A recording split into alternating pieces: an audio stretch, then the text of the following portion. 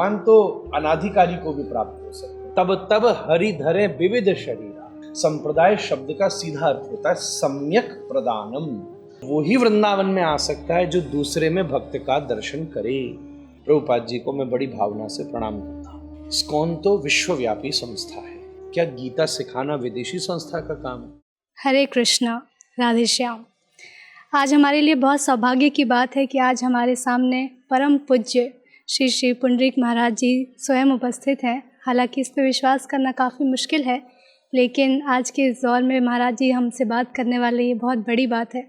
इस छोटे से मुख से महाराज जी के बारे में कुछ संक्षेप में बताने का प्रयास करूंगी। महाराज जी मन मध्व गौड़ीय वैष्णव परंपरा के 38वें आचार्य हैं और गोपाल भट्ट गोस्वामी जी के परंपरा में आते हैं। प्रसिद्ध वैष्णव वक्ता हैं और बहुत ही शुद्ध भक्त हैं और इनकी कथाएं विश्व विख्यात है। तो आइए महाराज जी से हम बातचीत करते हैं। हरे कृष्ण महाराज जी, राधे श्याम।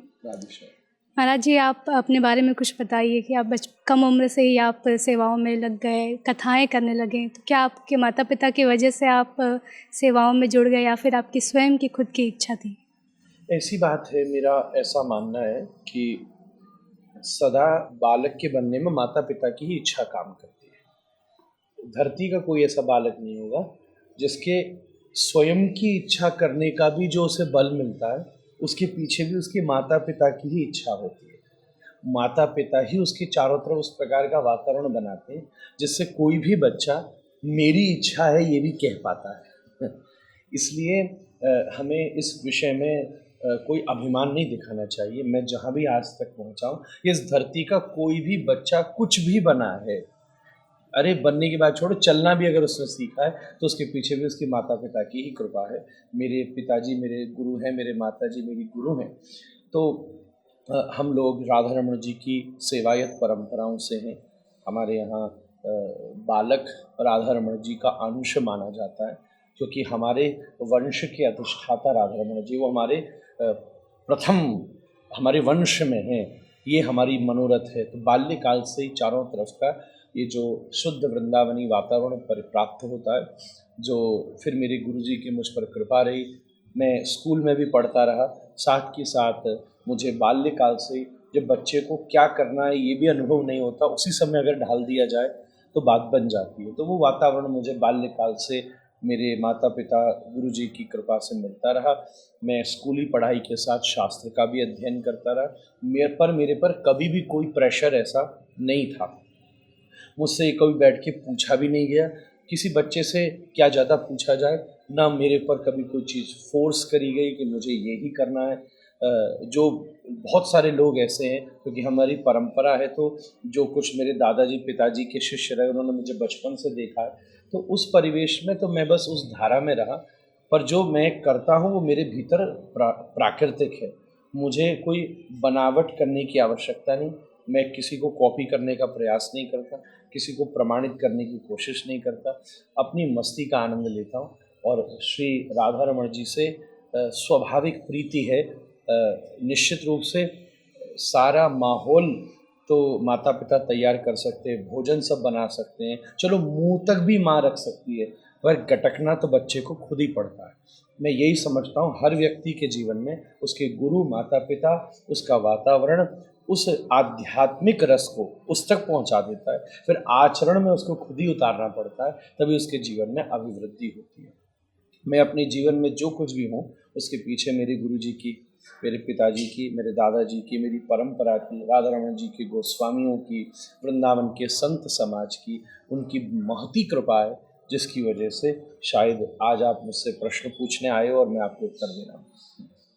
महाराज जी, ऐसा कहा जाता है कि संप्रदाय विहीन होने के कारण भगवत प्राप्ति बहुत कठिन हो गई है। तो क्या ऐसा मान सकते हैं कि सिर्फ 4 संप्रदाय में रह कर के हम भगवत प्राप्ति कर सकते हैं? देखिए, भगवत प्राप्ति के लिए शास्त्रों में लिखा है कि भगवान तो उसको प्राप्त होते हैं जिसको वो प्राप्त होना चाहते हैं। पहली तो ये बात स्वतंत्र कर देनी चाहिए। कोई साधन या माध्यम नहीं है जिससे भगवत प्राप्ति हो सकती। इवन हरिभक्ति विलास भी क्या कहती है कि भजनक क्रिया से अनर्थ की निवृत्ति होती है। आदौ श्रद्धा ततः साधु संगोत भजनक क्रिया ततो अनर्थ निवृत्ति। हमारा हरिभक्ति विलास गौड़ीय संप्रदाय का सर्वोत्तम ग्रंथ है, उसमें भी पूरे भजन के क्रम में कहीं ये नहीं लिखा है कि कृष्ण सामने खड़े हो जाएंगे, अंत में भी प्रेम तत्व की प्राप्ति होगी, केवल ऐसा ही संकेत प्राप्त है। तो भजन क्रिया से अनर्थ की नहीं। तो भगवान किसको मिलेंगे? बोले सोई जानत जेहु देहु जलाई। गोस्वामी जी ने तुलसी मानस में लिखा है, गोस्वामी तुलसीदास जी ने, या कठोपनिषद कहता है यमे वैश्य ब्रह्मते तेन लभ्यो। जिसको वो मिलना चाहते हैं वो उससे मिल सकते हैं। पात्र अपात्र विचारणम न कुरुते, पात्र और अपात्र का विचार किए बिना। श्री चैतन्य महाप्रभु कितने अनाधिकारी लोगों से भी मिले और वो तो किसी संप्रदाय में समन्वित नहीं थे। तो पहली चीज तो ये है कि भगवत प्राप्ति तो भगवत इच्छा पर निर्भर करती है। अब दूसरी बात आके खड़ी होती है कि संप्रदाय के अनुगत की क्या आवश्यकता है। देखिए सरल बात है, अगर हमारा किसी के साथ कोई भाव है तो कोई भी भाव, कोई भी प्रेम किसी संबंध के खांचे में ढलता है। जैसे आपको किसी को स्वर्ण देना तो ऐसे ही नहीं गोल्ड का पीस उठा के दिया जाता है, उस गोल्ड का एक आभूषण बनाया जाता है, उसकी रिंग बनाई जाएगी, चेन बनाई जाएगी, उसकी कोई ना कोई नेकलेस बनाया जाएगा, वो चेन बना के नेकलेस बना के उसे दिया जाएगा। उसी प्रकार जो श्री भगवान के चरणों का हमारा भाव है, प्रेम है, उसके लिए एक निश्चित संप्रदायों की प्रणाली बनाई गई है, जिसमें उन संप्रदायों में भगवत प्राप्ति का संबंध निश्चित होता है। जिससे जो संबंध निश्चित होता है तब हम अपने स्नेह को व्यक्त कर सकते हैं। भगवान तो किसी भी रूप में प्राप्त हो सकते हैं, भगवान तो अनाधिकारी को भी प्राप्त हो सकते हैं, परंतु हम किस रास्ते पर चलें। देखो दिल्ली अगर वृंदावन से जाना है तो कुछ रास्ते फिक्स हैं, उन्हीं से ही पहुंच करके दिल्ली जाया जा सकता है। इसी प्रकार से पद्म पुराणांतर्गत मुख्य 4 संप्रदाय वैष्णवों की निश्चित है। उन संप्रदाय को धर्म, भगवान आके धर्म की स्थापना करते हैं और भगवान के पार्षद आके संप्रदायों की स्थापना करते हैं। भगवान ने गीता में कहा धर्म संस्थापना, मैं तो धर्म स्थापन करने आता हूँ, और आचार्य लोग, पार्षद लोग संप्रदायों की स्थापना करने आते हैं। तो संप्रदायों में धर्म का खांचा ढलता है। जैसे स्वर्ण अंगूठी के खांचे में डलकर अंगूठी का हो जाता है, तो धर्म भी संप्रदाय के खांचों में ढलता है और उन संप्रदायों का पालन करते हुए हम धर्म का अभ्यास करते हैं। आजकल के वातावरण में राजनैतिक झंझटों से सांप्रदायिकता एक शब्द को बहुत विकृत कर दिया गया। क्या आप सांप्रदायिकता फैला रहे हैं? आप संप्रदायवाद में विश्वास कर रहे हैं? ये सब बड़ी मूर्खतापूर्ण बात है, क्योंकि हमारी एकेडमिक एजुकेशन ठीक नहीं है। संप्रदाय शब्द का सीधा अर्थ होता है सम्यक प्रदानम, अर्थात मैंने जो, जैसे आपकी कोई एंसेस्ट्रल प्रॉपर्टी हो जो आपने इनहेरिट की हो, तो आज आपने उसको कलेक्ट किया, उसमें कुछ चीज़ें जोड़ी, कुछ पुरानी चीज़ों को हटाया और फिर अगले व्यक्ति को आपने उसको सौंप दिया। ऐसे सम्यक प्रदानम, परंपरा से जो श्री कृष्ण से शुरू हो रही है। जब ब्रह्मा जी ने पूछा कि हे श्री कृष्ण क्या क्या करना चाहिए, तो श्री कृष्ण सबसे पहले गौड़ीय संप्रदाय के आचार्य हैं। श्री कृष्ण ने ब्रह्मा जी को निर्देश किया व्रज में कि क्या उपासना होती है। ब्रह्मा जी ने नारद जी को किया, श्री नारद जी ने व्यास जी को किया। चलते चलते चलते चलते ये एक क्रम बन के एवं परंपरा प्राप्ति, जैसे गीता में भगवान श्री कृष्ण ने कहा, तो संप्रदाय के द्वारा हमारी भगवत भक्ति का अभ्यास होता है। जैसे गीता एक ही है, कॉर्पोरेट वर्ल्ड गीता में से मैनेजमेंट सीखता है, योगी गीता में से योग सीखता है, सन्यासी गीता में से वैराग सीखता है, प्रेमी गीता में से अनुराग सीखता है, स्टूडेंट गीता में से अपनी कंसंट्रेशन को सीखता है, कोई लाइफ फैमिली स्ट्रगल वाला एक मैनेजमेंट सीख लेता है, काउंसलर, कृष्ण से बड़ा काउंसलर कौन। तो यही तो संप्रदाय है, गीता तो वही है। एक ने गीता से ये सीखा, दूसरे ने गीता से ये सीखा। तो जीव, जगत और ईश्वर, इन तीनों के बीच में क्या संबंध है, ये संप्रदायों के अलग अलग विभाग हैं। जैसे एक स्त्री बैठी है और उसके चारों तरफ 4 पुरुष हैं, चारों से वो प्रेम करती है, पर जो सामने बैठा है वो बेटा है, जो दाएं तरफ बैठा है वो भाई है, जो बाईं तरफ बैठा है वो पति है, और जो पीछे बैठा है वो पिता है। प्रेम तो चारों से करती है, पर जो व्यवहार वो पति से करती है क्या वो भाई से कर सकती है? जो व्यवहार जो पुत्र से करती है वो पिता से कर सकती है? इस व्यवहार के अंतर को ही संप्रदाय का, मैं बहुत सिंपल लैंग्वेज में कह रहा हूँ जिससे जर्नल आदमी पकड़ सके, यही संप्रदायों का स्वरूप है। इसलिए प्रेम को जब किसी संबंध में ढाला जाता है तभी उसकी पुष्टि बनती है। जब जमुना किनारों के बीच में बैठती है जब तो पूजा जाती है, जब किनारे तोड़ दिए तो लोग जमुना से दूर भागते हैं। ऐसे ही धर्म का स्वरूप संस्थागत होकर संप्रदायों में उतरता है और फिर उसका अभ्यास सहज होता है। इसलिए हर व्यक्ति को, और संप्रदाय एक जिम्मेदारी की चीज़ है, नहीं तो कोई भी उठ करके गुरुडम आज फैला देगा। इसलिए वही तो डिब्बा चलेगा जिसके आगे इंजन लग रहा हो। किसी में भी बैठ कोई बॉक्स लग रहा हो और ऐसे उसमें चिट्ठी डालोगे तो क्या फ्रेंड तक जाएगी? जो कि ऑथराइज्ड पोस्ट बॉक्स है, पहले आता था जिसकी ब्लैक कैप है, रेड बॉक्स है, जब डालोगे जब भी तो चिट्ठी जाएगी। तो एक परंपरा इस प्रामाणिकता का स्वरूप लेकर के आती है। सनातन धर्म इसी प्रकार से चलता है। अगर आप इसे नहीं मानते तो फिर आपकी मनगढ़ंत व्याख्या हो सकती है, पर आप सनातन धर्म पर विश्वास करते हैं तो हमारी संपूर्ण संप्रदायों पर भी आपको विश्वास करना होगा। संप्रदायों ने ही धर्म को व्यक्ति तक पहुंचाया है।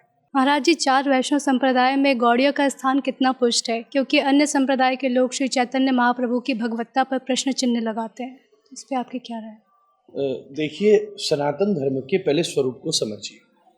सनातन धर्म ना always time to time progress हुआ है। ये ऐसा नहीं कि फिक्स करके और आज के समय थोप दिया गया। इसको इंटरप्रिटेशंस मिली है। इसको इंटरप्रिटेशन भी मैं छोटा शब्द कह रहा हूँ, मुझे लगता है सही शब्द है, इसको रेलेवेंस मिली है। समय समय पर यदा यदा ही धर्मस्य, भगवान ने कहा जब जब धर्म को जरूरत है तब तब मैं आया हूँ, सतयुग में आया हूँ। ऐसा नहीं कि एक बारी कोई आ गया सतयुग में और फिर कलयुग तक उसी की चीज़ थोपी जा रही है, ऐसा नहीं है हमारे। जब सतयुग के समय सतयुग में आए, त्रेता में आए, द्वापर में आए और कलयुग में चैतन्य महाप्रभु आ गए। समय समय पर भगवान तब तब हरि धरे विविध शरीरा, गोस्वामी तुलसीदास जी ने कहा तब तब हरि विविध शरीर धारण करके हमें स्थापित करता है। और इस प्रकार से देखा जाए तो सबसे लेटेस्ट संप्रदाय गौड़ीय संप्रदाय है, जो अंत तो गत्वा सबसे ज़्यादा विकसित होकर के व्यवस्थित हुई है। वर्तमान समय में जो गौड़ीय संप्रदाय का मैसेज है समत्व का, आज वो पूरी दुनिया भर के लिए रेलेवेंट है। इसलिए आप पूरी दुनिया भर में देख सकते हैं संकीर्तन, प्रसाद, मंत्र जाप, उपासना, बिल्कुल सहज शुद्ध प्रेम लक्षणा भक्ति की जो व्यावृत्ति है वो गौड़ीय संप्रदाय ने विकसित की है। मेरा ऐसा मानना है, क्योंकि मैं संप्रदाय में हूँ, ये भी मेरा एक कारण है, मुझे अधिकार है अगर मैं उस संप्रदाय का दीक्षित हूँ। पर अगर वर्तमान समय में हम किसी भी अन्य संप्रदाय के व्यक्ति को देखें, अगर वो ईमानदार है तो गौड़ीय संप्रदाय के षड गोस्वामियों के ग्रंथ का आश्रय लिए बिना वो अपनी भक्ति में मधुरता ला ही नहीं पाया।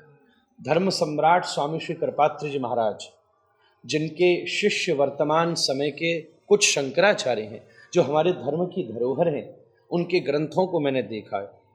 रेगुलरली वो रूप गोस्वामी पाद के श्लोक, पद्यावली, भक्त रसामृत सिंधु के श्लोकों को कोट करते हैं।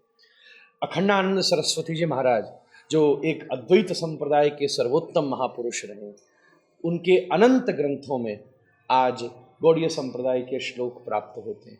गीता प्रेस गोरखपुर के श्री हनुमान प्रसाद पोद्दार जी, जो पूरी दुनिया में धर्म का प्रचार करते हैं, आज उनकी टीकाओं में, यहाँ तक कि जो नॉर्मल बाजार में मिलने वाली भागवत जी हैं अर्थ वाली, उनमें ही अगर आप कहीं उनकी विशेष टिप्पणी पढ़ते हैं तो हमारे षड गोस्वामी पाद के श्लोकों का उद्धरण उन्होंने दिया है।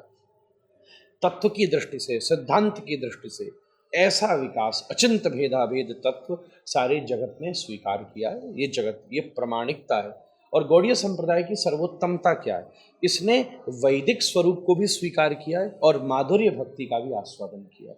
कई बार कई जगह ऐसा देखा गया है कि वैदिक संप्रदाय मतलब वैदिक रिजिडता इतनी ज़्यादा हो जाती है कि माधुर्यता का अनुभव नहीं हो पाता, और कई जगह माधुर्यता में इतना उतरा जाता है कि कई बार वैदिक आज्ञा का भी उल्लंघन हो जाता है कि भाई इसकी क्या आवश्यकता है, हम तुलसी जी क्यों डालें प्रसाद में, इसकी क्या आवश्यकता है, भाई ये तो अलग अलग व्याख्या। पर गौड़ीय संप्रदाय ऐसे मध्य में खड़ी है जहाँ वैदिक स्वरूप का भी सर्वोत्तम भाव है और वहीं दूसरी तरफ माधुर्य भक्ति का भी आनंद है। जब हम राधा रमण जी को भोग लगाते हैं तब अंदर जब भोग लगता है तो आचार्य मंत्र बोलता है, नाभ्या आसीदंतरिषगुम शिष्णोद्यौः समवर्तत पद्भ्याम हूँ मृदृशा श्रोत्रास्तथा लोकान अकल्पयन्न प्राणाय स्वा अपानाय, सब आचमन कराया जाता है और बाहर बैठे भक्त गाते हैं, राधा रमण जो प्यारो के जय।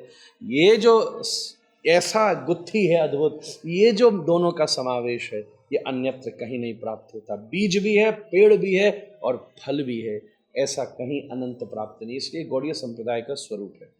दूसरी बात आपने कही, जो चैतन्य महाप्रभु की भगवत्ता को स्वीकार नहीं करते, मेरा ऐसा मानना है कि यही तो महाप्रभु के अवतार की सफलता है।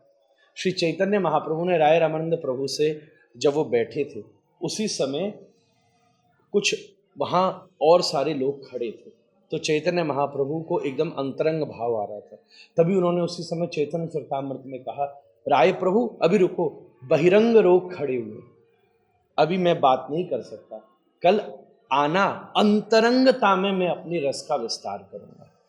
तो महाप्रभु जी यही चाहते हैं कि जो बाहरिया लोग हैं, जिनका भी अधिकार नहीं है, जो भी अथॉरिटी जिनके पास कैलिबर नहीं है, जो भी क्वालिफाइड नहीं हुए, जो बाहरिया लोग हैं, वो मुझे भगवान की तरह स्वीकार नहीं करें, पर जो भीतरिया लोग हैं वो समझ सकें कि अनोखे गौर बन करके श्री राधा कृष्ण आए हैं। श्री मीराबाई स्वयं कह रही हैं कि भैया अब तो हरि नाम लो लागी, गौर कृष्ण की दासी मीरा रसना कृष्ण बसे। तो ये तो महाप्रभु जी की सफलता ही है। मैं तो आनंदित होता हूँ जब कोई कहता है महाप्रभु जी कहाँ भगवान है। मैं कहा महाप्रभु जी की लीला चल गई, माया फैल गई, पता दिया कि ये बाहरिया आदमी है। पर जब कोई कह देता है वाह श्री युगल किशोर ही गौर बने, तो प्रसन्न हो जाते हैं कि किशोरी जी ने इसको हाथ पकड़ के भीतर प्रवेश करा दिया। भीतरिया ही आदमी ये देख सकता है, बाहरिया आदमी नहीं देख सकता। दूसरी बात है, शास्त्रों में श्री चैतन्य महाप्रभु की भगवत्ता के अनंत प्रमाण प्राप्त होते हैं। उसके लिए स्वतंत्र अनेकों ग्रंथ उपस्थित हैं। श्रीमद् भागवत बहुत बड़ा प्रमाण है। उसमें भी कृष्णवर्णम तुषा कृष्णम सांगोपांगास्त पार्षदम यज्ञ संकीर्तन प्राय यजंती ही सुमेधस, इस श्लोक में भी श्री चैतन्य महाप्रभु का स्वरूप वर्णन किया गया है। दूसरी बात है कि भैया वर्तमान समय में हम बहुत सारी जगह विभिन्न शास्त्रों का प्रमाण लेके भगवान की तरह उनकी पूजा करते हैं, तो हम उनका प्रमाण नहीं देखते। मैं एक छोटा सा निवेदन कर रहा हूँ, श्रीमद् भागवत में तो श्री खाटू श्याम जी का भी नाम नहीं है, पर आज पूरी दुनिया उनको श्याम जी के रूप में ही तो स्वीकार करती है। महाभारत का उदाहरण लेके वहाँ देखा जाए तो वो स्वयं श्याम की ही उपासना कर रहे हैं। इसी प्रकार से अवतारा यसंख्येय, भागवत में लिखा है असंख्य अवतार भगवान ने लिए। इसलिए अनेकों शास्त्रों में, यहाँ तक कि भैया भक्तमाल तो कोई सांप्रदायिक ग्रंथ नहीं है ना, उसमें तो सभी संप्रदायों की चर्चा है, वो तक भी श्री चैतन्य महाप्रभु की भगवत्ता को स्वीकार करते हैं।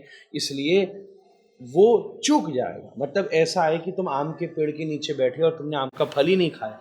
इसलिए मैं तो सबको ये सलाह देता हूँ कि चैतन्य महाप्रभु को जिसने भगवान स्वीकार कर लिया और उसमें रस की अनुभूति कर ली, वो सौभाग्यशाली व्यक्ति है, वो कोई है, वो यूनिक है, उसने आम का फल भी खाया।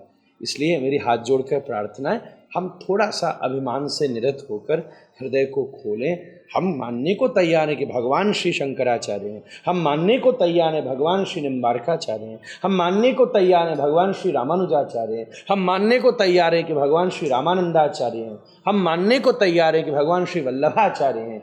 और जिस आदर्श तृणादपि सुनीचेन के भाव से हम गौर महाप्रभु का ये आश्रय स्वीकार कर रहे हैं, आप सब भी उसी प्रकार उत्तोलित भाव होकर निताई गौर हरि बोल का उच्चारण करके कहिए कि राधा कृष्ण मिल करके ही चैतन्य महाप्रभु के रूप में प्रकट हुए हैं।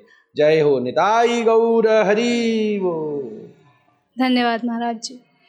महाराज जी, श्रील प्रभुपाद की आपके पास कुछ यादें हैं जो आप शेयर करना चाहें, और आपके दादाजी की श्रील प्रभुपाद से क्या बातचीत होती थी, इसके बारे में कुछ बताइए।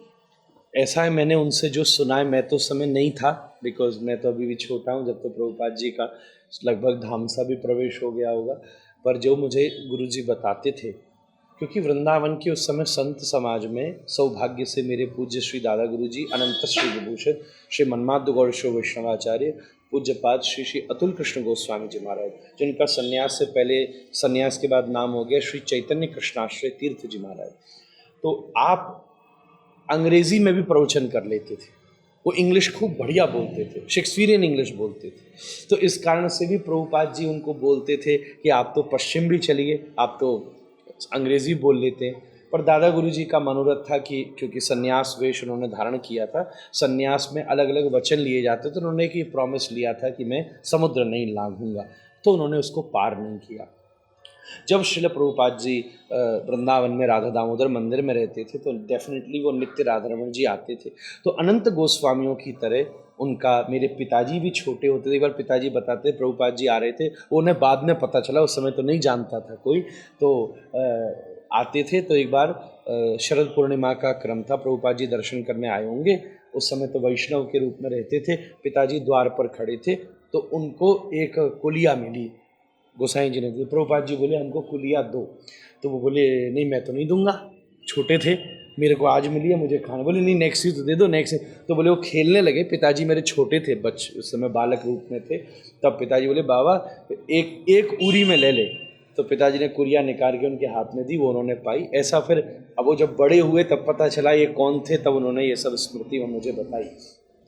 दादा गुरु जी के साथ तो बहुत सारी गोष्ठी उनकी होती थी, एक दो स्मरण में दिलाऊं तो एक श्री प्रभुपाद जी ने अभी भी हमारे यहाँ रखा है। हमारे दादाजी का षड्भुज महाप्रभु को लेकर के बड़ा भाव था, बल्कि हम लोग जो कथा भी करते हैं, या तो रामायण की करते हैं, भागवत की करते हैं, चैतन्य चरितामृत की, तो यही तो षड्भुज का स्वरूप है। हमारी कथा भी षड्भुज महाप्रभु ही है, और श्री चैतन्य महाप्रभु की भगवत्ता षड्भुज स्वरूप है। हम तो ये भी कहते हैं अगर दो हाथ में आप दिखाओगे तो कई बार भक्त मान लोगे, पर अगर 6 ही हाथ में बैठाओगे तो धरती में कौन सा 6 हाथ का भक्त होता है? 6 हाथ के तो भगवान ही होते हैं, जैसे चतुर्भुज नारायण होते हैं। इसलिए कई बार उनकी भगवत्ता भी प्रमाणित करने के लिए तो तब प्रभुपाद जी ने अपने एक शिष्य से, वो सब जगह मिलता है, पर रियल पेंटिंग जो दादा गुरु जी को गिफ्ट में दी थी, वो अभी भी हमारे पास मंदिर में यहाँ रखी हुई है। हमारे यहाँ जब गौर पूर्णिमा का उत्सव होता है तो हम उस चित्र को लगाया करते हैं। एक तो ये भी बड़ी सुंदर, उससे दादा गुरु जी बड़े प्रसन्न हुए। एक बात जो मुझे श्री पूज्यपाद श्री श्री गोपाल कृष्ण गोस्वामी जी महाराज ने बताई, जो अपने इस्कॉन के जीवीसी हैं, और चूँकि हम एक बार गए थे, फिर ये बात दादाजी ने कन्फर्म करी। जब दादाजी के मन में सन्यास लेने की इच्छा हुई, तब दादा गुरु जी ने प्रभुपाद जी से बातचीत करी कि प्रभुपाद जी इसमें क्या आपका परामर्श है, क्योंकि हमारे यहाँ गोस्वामियों में ऐसा सन्यास का तो क्रम होता नहीं है, मैं कहाँ सन्यास लूँ। और वो एक वन ऑफ द यूनिक थे जिन्होंने सन्यास ग्रहण किया। जो भी उनका भाव रहा वो उनकी अपनी सिद्धता है। अब महाप्रभु जी वृंदावन आने के बाद भी गंभीरा रह रहे हैं, क्योंकि वो उनका अंतरंग परिवेश था। इसी प्रकार दादा गुरु जी का भी भाव था, राधारमण जी की सेवा के बाद भी उनको सन्यास लेने की तीव्र इच्छा जागृत हुई। तब आपने विचार किया, अब गौड़ीय संप्रदाय के तो वो गोसाई थे, तो गोस्वामी तो स्वयं उसका आचार्य होता है, तो वो किससे सन्यास ले? बल्कि वो तो दीक्षा दे सकता है, सन्यासी को भी दे सकता है अगर वो सन्यास न ले, वैराग्य दीक्षा दे सकता है। वो तो गोपाल भट्ट गोस्वामी की डायरेक्ट परंपरा है, तो सन्यास लिया तो लिया कहाँ जाए, बड़ी बात आई।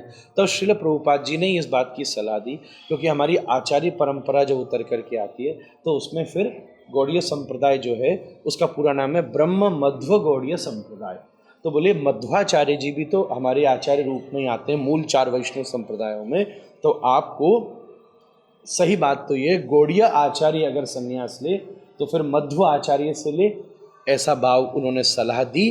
तब दादा गुरु जी ने पूज्यपाद मध्वाचार्य जगत गुरु श्री श्री विद्यामान्य तीर्थ जी महाराज, जो उडुपी विराजते थे, आपसे दादा गुरु जी ने सन्यास ग्रहण किया।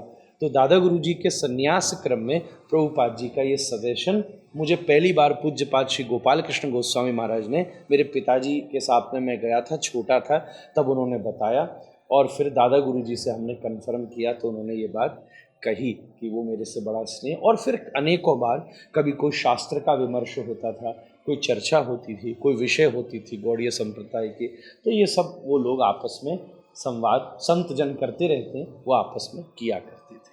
प्रभुपाद जी के ऋण से विश्व उऋण नहीं हो सकता। सही बात तो ये है, सारे जगत में वैष्णव संप्रदाय को स्थापित किया है, तो वो केवल उपाधि के जगत गुरु नहीं है, नाम और काम के जगत गुरु हैं, जिन्होंने जगत गुरु का काम करके दिखाया है, पूरी जगत में भगवान का नाम किया है। तो यही तो, एक तो केवल टाइटल्ड नहीं है, यहाँ तो अचीवमेंट है, उन्होंने अचीव किया उसको। प्रभुपाद जी को मैं बड़ी भावना से प्रणाम करता हूँ। वृंदावन के षट गोस्वामी जैसे शुद्ध भक्त भगवान को समर्पित थे, क्या आज भी वैसे भक्त वृंदावन में पाए जाते हैं? देखिए, वृंदावन तो सतत भक्तों का स्वरूप है। बात ऐसी थी, मैं अगर बड़ा प्रैक्टिकल आपसे बात कहूँ, पहले भीड़ कम होती थी, भक्त ही भक्त होते थे, इसलिए दिखते भी जाते थे। भीड़ भी आती थी, तो ऐसा समझिए 80% भक्त होते थे और 20% भीड़ होती थी। अभी भी खूब भक्त हैं, पर वो जो भीड़ वाला रेशियो है, because of the facility, because of प्रसिद्ध हो गई ये जगह, तो उस सब की वजह से वो प्रतीत नहीं होते। पर मुझे तो ऐसा लगता है, सहज दृष्टि से देखा जाए, देखो षड गोस्वामी तो षड गोस्वामी है। अगर षड गोस्वामी जैसे सभी होने लगे तो फिर षड गोस्वामी कैसे होंगे? हम लोग तो उनका अनुकरण मात्र कर सकते हैं। और वृंदावन में वही वृंदावन में आ सकता है जो दूसरे में भक्त का दर्शन करे। अगर वो उसमें भक्त का दर्शन नहीं करेगा तो फिर जो देख रहा है वही वृंदावन में नहीं आया। इसलिए कहीं ना कहीं भक्ति का बीज है, तभी वो वृंदावन में भीतर प्रवेश कर पाया। मुझे ऐसा, मेरी अपनी, सबकी अपनी अपनी दृष्टि है इस मामले में, पर मेरा ऐसा मनोरथ है कि उसमें भक्ति का बीज है, इसीलिए वो वृंदावन में आ पाया है। अब ये है कि भैया ट्रेन में तो बैठा हुआ है, अंतर इतना सा है कि जनरल बॉगी में है कि AC 3 क्लास में है। कई बार तो कोई बाहर सीढ़ी से डंडा पकड़ के टंग जाओ तो भी तो मथुरा से दिल्ली पहुंच सकते हो। सफ़र तो हो ही जाएगा, कोई रिजर्वेशन भी नहीं हो, बाथरूम टॉयलेट के बाहर भी आदमी खड़ा हो TT से जुगाड़ करके तो भी पहुंच जाएगा। इट इज़ अबाउट कि एक्सपीरियंस उसका कितना डीपर है। भक्ति के बीज के बिना आज क्या भारत में घूमने की जगह कम है? क्या यहाँ से फैसिलिटीज़ और जगह अच्छी नहीं है? हज़ारों लोग जानते हैं कि भीड़ होती है, धक्का मुक्की हो जाती है, एक्सीडेंट्स हो जाते हैं, फिर भी लोग आने को आते रहें, तो क्या उनके हृदय में भक्ति नहीं होगी? पर ये तो रहा एक पॉजिटिव बात। पर दूसरी बात मैं आने वाले लोगों से कहूँगा, जो तुलना करते हैं उनके लिए पहली बात है, और जो आते हैं उनके लिए ये बात है कि भैया आप वृंदावन जब आ रहे हैं तो ऐसे आइए जैसे साक्षात श्री राधा माधव के निज घर में आ रहे हैं, ऐसे आइए जैसे श्री कृष्ण के निज कक्ष में आ रहे हैं। तो यहाँ की मर्यादा, यहाँ की भावना को सिद्ध करके आइए। वृंदावन में टूरिस्ट की तरह आप मत आइए। वृंदावन आना है तो जैसे ही व्रज सीमा में प्रवेश होता है तुरंत अपनी पादुकाओं का परित्याग कर दीजिए। अगर शरीर मानता है कम से कम 3 बार प्रणाम कीजिए। जरूर दर्शनों से पहले यमुना जी का स्पर्श करिए, दर्शन कीजिए, प्रणाम कीजिए, और बढ़िया बात तो स्नान कीजिए अगर इतनी श्रद्धा हमारी बनती है।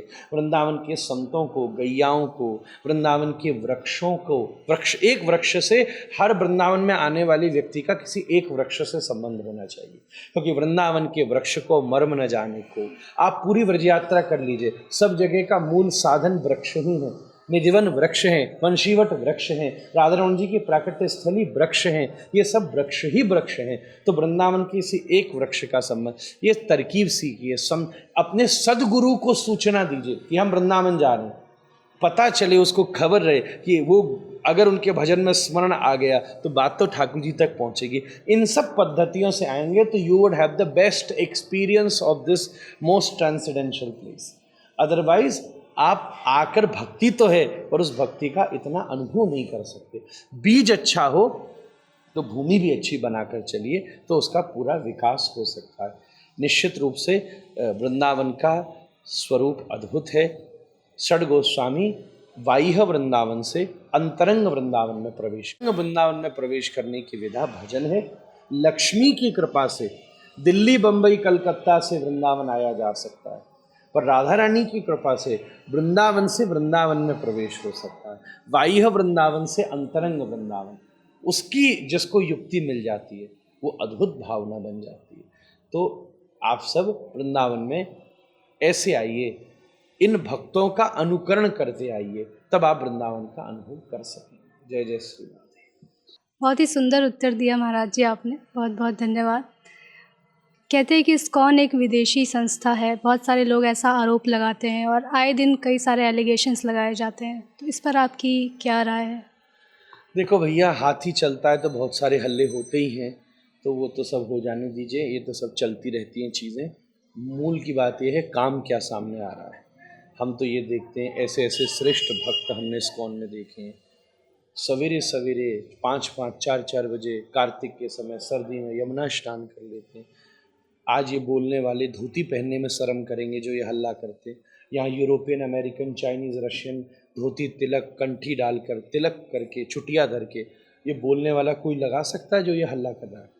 देखो, मेरी संप्रदाय के साथ इस्कॉन का एक कहते हैं, मैं भी गौड़ीय संप्रदाय का, वो भी गौड़ीय संप्रदाय के, पर मेरी संस्था से कोई संबंध नहीं, मैं तो बाहर का व्यक्ति हूँ।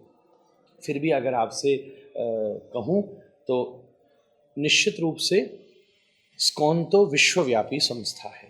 विदेशी है या स्वदेशी है उससे कोई अर्थ नहीं है। ये तो जब नाम ही इंटरनेशनल है, इस्कॉन की फुल फॉर्म ही इंटरनेशनल सोसाइटी है, तो उसका संबंध, कोई आपसे कहना कि विदेशी संस्था है, तो आप बिल्कुल मानिए कि विदेशी संस्था है।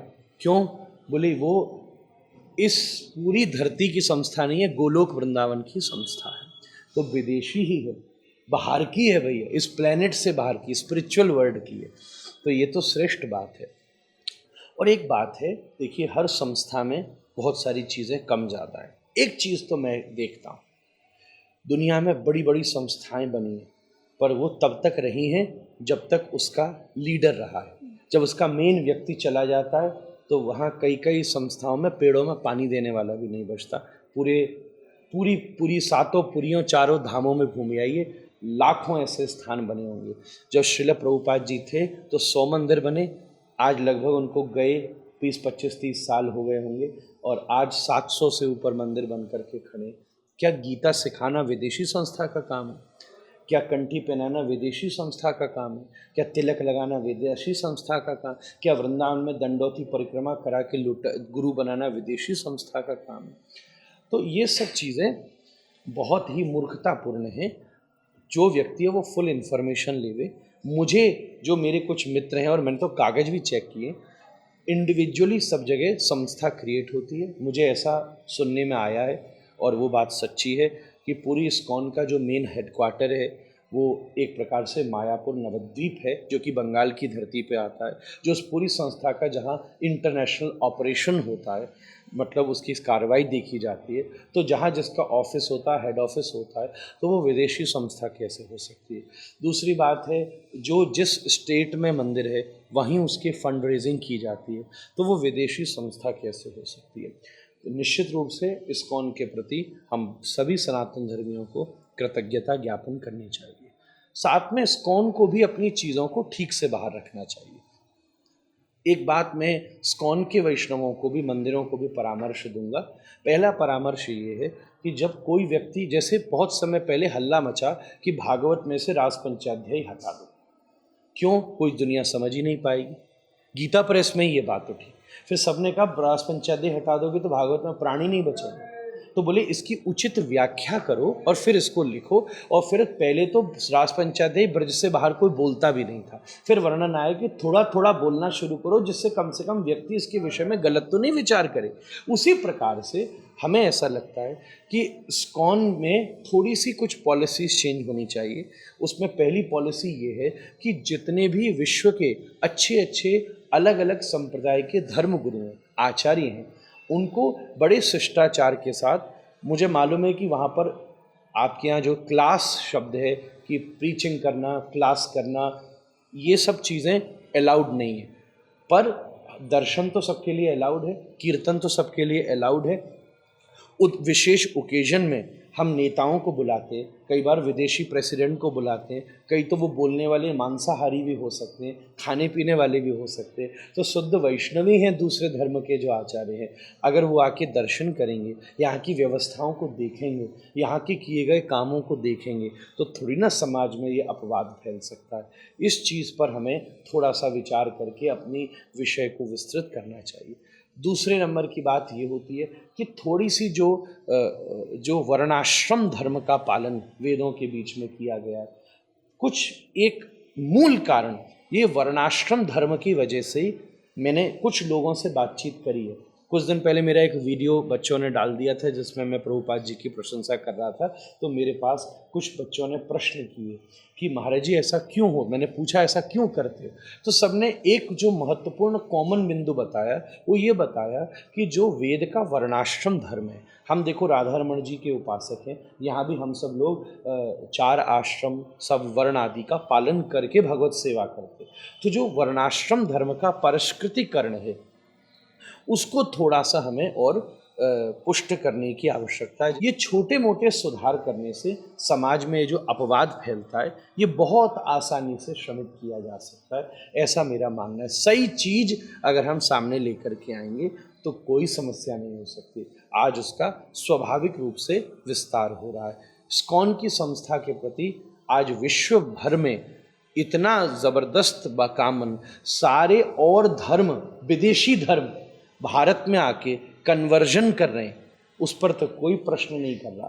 पर आज भारतीय संस्था विदेशों में जाके कन्वर्जेशन कर रही है। सनातन धर्म कन्वर्जन नहीं करता। मैंने वो भक्तों को देखा है जो सड़कों पर गीता दे रहे हैं कि आप पढ़िए, ये तो कन्वर्जेशन है। तो उसके प्रति हम आरोप लगाने वो दुर्भाग्यपूर्ण है, धर्म की हानि करने वाला है। केवल अपने अभिमान को छोड़िए, मिल करके चलिए तो सारे धर्म को जगत में विस्तृत कर सकते हैं। जय जय श्री राधे श्याम। महाराज जी, बहुत ही सुंदर रूप से आपने सभी प्रश्नों के उत्तर दिए। एक ऐसा प्रश्न आ रहा है मेरे मन में भी कि राधा रमन सभी को बहुत प्रिय हैं, सबसे वो मिलते हैं उसी रूप में और सब उनको देख करके काफ़ी ज़्यादा आनंदित हो जाते हैं। तो ऐसा क्यों है? राधा रमन में ऐसा क्या है जो वो सभी लोगों को अपने ओर आकर्षित करते हैं? राधा रमण जी बनाए हुए ठाकुर नहीं है, प्रकट ठाकुर है, स्वयंभू है। जब कोई पेंटिंग बनाता है, मूर्ति बनाता है, तो उसमें जो बनवाता है और जो बनाता है उस दो की भावना लगती है कि मुझे ऐसी नाक चाहिए, गोरे चाहिए, काले चाहिए, 1 फुट चाहिए, 5 फुट चाहिए। ऐसे ही तो होता है। जितना बड़ा ऑल्टर है, जितना गर्भगृह, इतना बड़ा मंदिर है, तो हम उसमें अगर 3 लोगों की भावना बनी है तो उस भावना वाले जितने लोग हैं उनको वो दर्शन अच्छे लगते हैं, ठीक है। पर राधा रमण जी किसी की भावना से नहीं बने। श्री राधा रमण जी वैसे हैं जैसे श्री कृष्ण हैं, 99.9 नहीं, 100%। जैसे कृष्ण की नाक है वैसी, जैसे कान है वैसे, जैसे साक्षात। क्योंकि जब ऐसा एक भाव है ना, गोविंद, गोपीनाथ और मदन मोहन, वज्रनाभ जी ने जब ये 3 विग्रह भगवान के बनाए, एक से मुख मिला, एक से मिडल बॉडी और एक से चरणारविंद, तो इन तीनों से सन्मिश्रित श्री राधा रमण जी प्रकट हुए, बिल्कुल वैसे हाथ। तो पुराने संत तो ये भी कहते थे राधा रमण जी को देखकर अगर ये बोला कि मैंने कृष्ण का दर्शन नहीं किया तो ये अपराध है। श्री कृष्ण साक्षात सामने इसी परिवेश में खड़े, एग्जैक्ट बिल्कुल वही माथा, वही स्वरूप, उन्हीं का छोटा आकार उस रूप में प्रकट होता है। तो जब राधा रमण जी भगवान की, जैसे श्रीमद् भागवत में एक श्रुति आई, भागवत जी श्रेष्ठ ग्रंथ क्यों है? क्योंकि उसमें एक शब्द है साक्षान मन्मथ मन्मथ।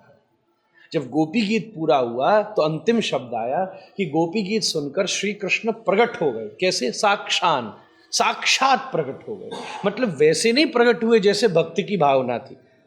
हर बार भगवान कैसे प्रकट होते हैं? जैसे कंस के दरबार में प्रवेश कर रहे हैं तो मल्ल योद्धा देख रहा है कि ये पहलवान है, स्त्रियां देख रही हैं कि कामदेव, कंस देख रहा है कि मृत्यु है, यदुवंशी देख रहे हैं कि हमारे रिश्तेदार हैं, ब्रजवासी देख रहे हैं कने। तो सबने अपनी भावना से, जाकी रही भावना जैसी, प्रभु मूरत देखी तिह तैसी। पर रास में भगवान साक्षान मन्मथ मन्मथ, वो जैसे हैं वैसे प्रकट हुए। ऐसे ही राधा रमण जी साक्षान मन्मथ मन्मथ हैं, वो जैसे हैं वैसे प्रकट हैं, इसलिए सबको भाते हैं। कोई किसी संप्रदाय का हो, कोई किसी भी संप्रदाय का नहीं हो, कोई कैसे भी आकर के देखे, राधा रमण जी को देखते ही सबके मन में आनंद की हुड़लें उठने लगती हैं, क्योंकि राधा रमण जी साचा ठाकुर है, बिल्कुल वैसे हैं जैसे श्री कृष्ण साक्षात विराजमान रहते हैं। दूसरी एक और बात है, भगवान के स्वरूप के साथ साथ जो हमारे यहाँ की सेवा प्रणाली है, श्रील प्रभुपाद जी ने भी अपने वैष्णवों को आज्ञा दी थी कि जो स्टैंडर्ड ऑफ वर्शिप है वो इंटरनेशनली राधा रमण जी के मंदिर की तरह होना चाहिए। आप प्रभुपाद जी की बुक्स में ये चीज़ पढ़ सकते हैं, क्योंकि हमारे यहाँ उस मर्यादा का पालन किया गया। 500 वर्ष की अखंड अग्नि, आज तक दिया सलाई नहीं जली। अपरस की सेवा, एक रक्त एक गोत्र से, ऐसा सौभाग्य बनता है। श्री राधा रमण जी में इतनी सुदृढ़ व्यवस्था है कि सब गोस्वामी शास्त्रों का अध्ययन करके सारे उत्सवों को विधिवत रूप से मनाते हुए श्री ठाकुर जी के प्रति विशेष लाड से सेवा करते हैं। हमारे आचार्यों ने नियम बनाए, उन सबका विधिवत पालन करते हैं यथासंभव। आज के समय में भी कई कई ऐसी चीज़ें हैं जो पूरे उत्तर भारत में किसी मंदिर में नहीं बची, जो उपासना के क्रम इस समय भी राधा रमण जी मंदिर में फॉलो होते हैं। तो भगवान, जो जगह भगवान लगता है वो दो ही कारणों से लगता है, एक उसका स्वरूप और दूसरी उसकी सेवा। अरे सेवा अच्छी हो तो पत्थर में परमात्मा प्रकट होने लगता है। कई वैष्णव गिरिराज जी के शिला लाते हैं और ऐसी आंख, ऐसी नाक, ऐसा मुख, ऐसा श्रृंगार, मोर पंख लगा देते हैं कि ऐसा लगे कि ये तो क्या अद्भुत विग्रह है। तो सेवा और स्वरूप, राधा रमण जी की स्वरूप भी एक नंबर का और सेवा भी एक नंबर की। अभी भी गोपाल भट्ट गोस्वामी जी महाराज राधा रमण जी की सेवा करते हैं। हम कह रहे हैं वो ही करते हैं, हम लोगों में तो केवल उनका प्रतिनिधिपन है। वो तो सब गोस्वामी में विराज कर राधा रमण जी की सेवा करते हैं। इसलिए साक्षात ठाकुर जी इसी रूप में प्रकट होकर लीला दिखाते हैं। किसी को देखकर दांत दिखाते हैं, किसी को देखकर नहीं दिखाते, यही तो उनकी प्रकटता है। ऐसे ठाकुर जी सबके मन को हर लेते हैं। राधा रमण लाल की जय। राधा रमण जी कैसे सुंदर हैं। एक हमारा वैष्णव, उसने एक पद लिखा है, पाग टेढ़ी सिधरे बाम मोती लटकन, पाग टेढ़ी सिधरे बाम मोती लटकन, डोले ब्रज कुंजों में, डोले ब्रज कुंजों में, झूम के राधा रमन, पाग टेढ़ी सीधरे। श्री राधा रमण लाल की जय। बहुत बहुत धन्यवाद महाराज जी। ऐसे ही और भी वार्तालाप करते रहेंगे और आपको मिलवाते रहेंगे ऐसे अन्य भगवान के शुद्ध भक्तों से। बहुत बहुत धन्यवाद। हरे कृष्णा, राधे श्याम। हरे कृष्ण, हरे कृष्ण। ऐसे ही और भक्तिमय कार्यक्रमों के लिए देखिए हरे कृष्णा टेलीविजन, और इसे प्राप्त करने के लिए आप अपने केबल अथवा DTH ऑपरेटर से संपर्क करें तथा और अधिक जानकारी के लिए आज ही डायल करें 7666 839 839।